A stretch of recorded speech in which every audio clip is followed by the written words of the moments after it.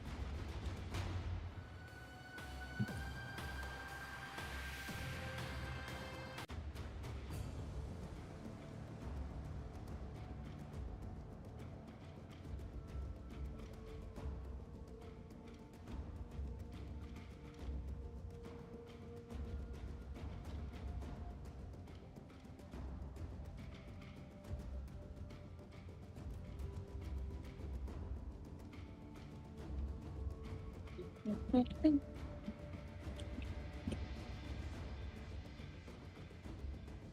it's been 3 hours.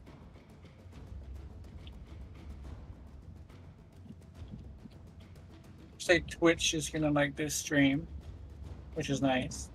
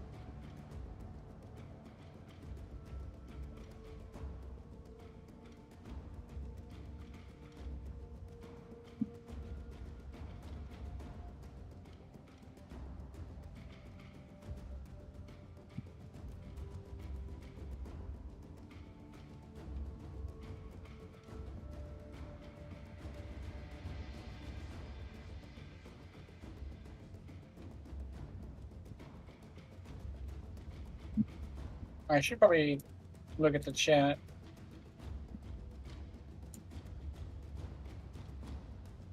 Mm.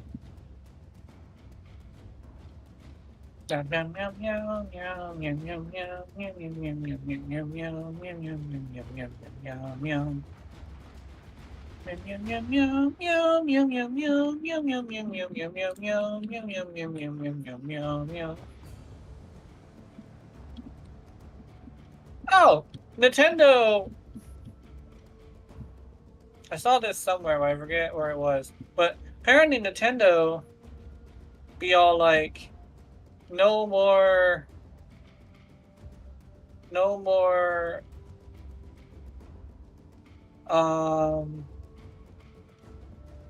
streaming our shit without proper input.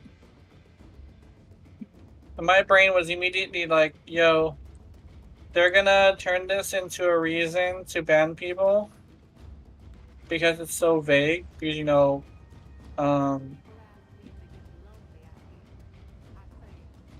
corporate speak, basically just English. But yeah, we got a situation, man. Let's see. Kunai.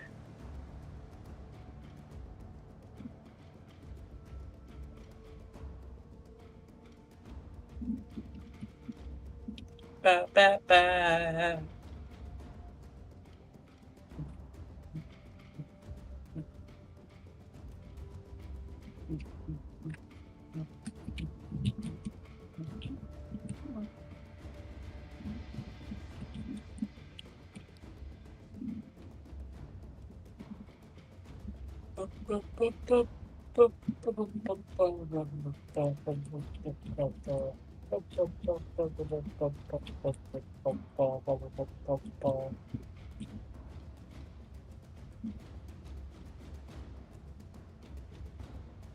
Meow, meow, meow, meow, meow, meow, meow.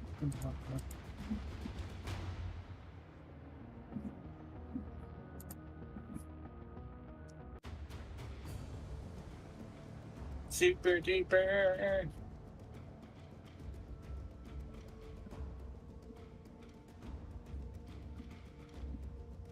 Big magic, white rabbit has left it fighting on the wall. Oops, hold on.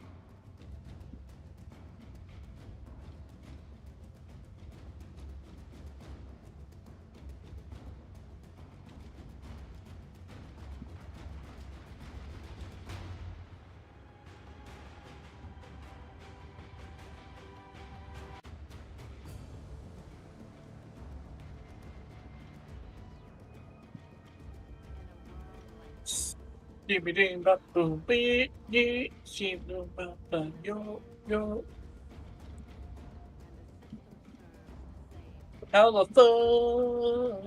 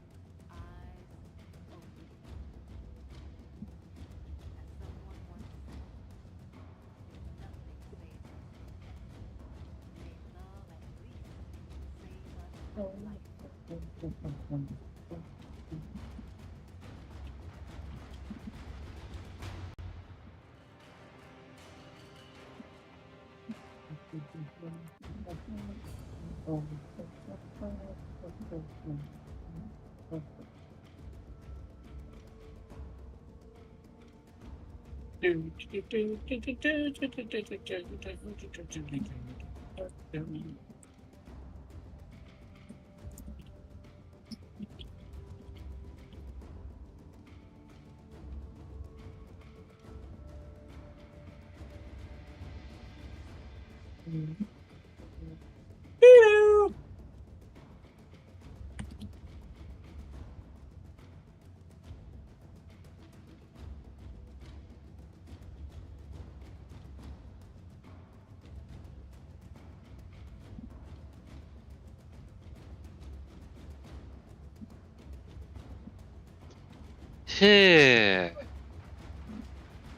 Hello. Hello. I'm gonna be ending stream. Sorry I've been AFK for such a long time. All right. Because me and my wife